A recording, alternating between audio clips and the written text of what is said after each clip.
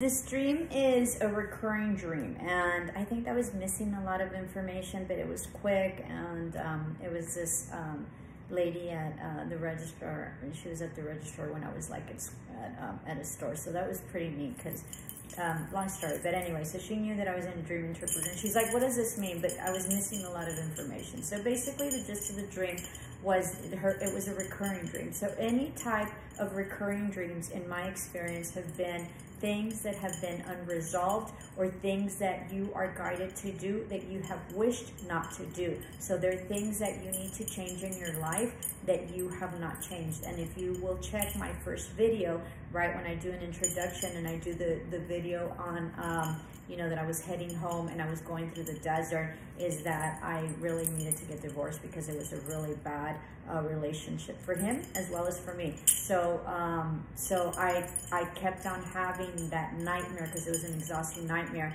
and until I got divorced I stopped. So what that told me was that most of the recurring nightmares that we have are issues that are unresolved that we need to figure out, right? And that we need to progress and we need to work through. And if you don't, then you keep on having them and having them and having them. So so be mindful of that, okay? So she says that the recurring dream was that she was in a forest and she was like being chased, right? But that there was a path.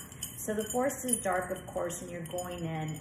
You know, it symbolizes a transitional phase in her life. I told her that there is something that she's wanting to, you know, run away from. And the transitional phase of the forest also means that you're really seeking a more simpler life.